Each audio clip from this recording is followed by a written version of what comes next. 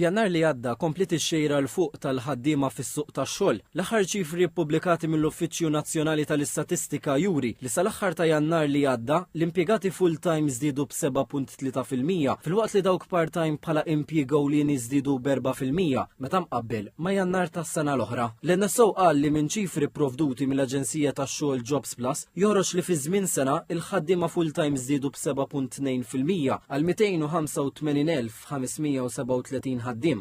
Dan kien ġej l-aktar minn żieda ta' 19,287 fl-impjiegi full-time u tnaqqis ta' 15-il persuna minn fuq il-kotba tal-qatt. F'Jannar li għadda l-aktar żewġ oqsma li waslu għal żieda fix-xogħol full-time kienu dawk tal-akkomodazzjoni u l-ikel u dak tas-servizzi amministrattivi u ta' sosten. Ix-xogħol full-time irreġistrat fis-settur privat tela bi 18,284 persuna għal 232,490 waqt li l-ħaddiema fis-settur pubbliku żdiedu b'1003 persuni għal 51,990 persuna. Joħroġ ukoll li dawk li jaħdmu għal rashom full-time telgħu bi 804 meta mqabbel ma' Jannar tal-2023. L-irġiel li jaħdmu full-time żdiedu b'7.5% filwaqt li n-nisa żdiedu b'6.9% fuq is-sena ta' Dwar ix-xogħol part-time l-NSO żied li sal-aħħar ta' Jannar l-impjiegi reġistrati bħala part-time żdiedu b'6.5% fuq l-istess xahar tal-2023.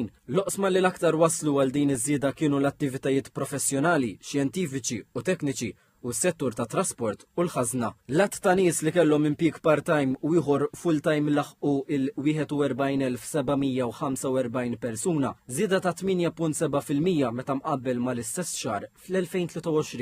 Il-persuni li kellhom biss impjieg part-time kienu jammontaw għal 33,735 persuna, żieda ta' 4% meta mqabblin mal-istess xahar fl-2023.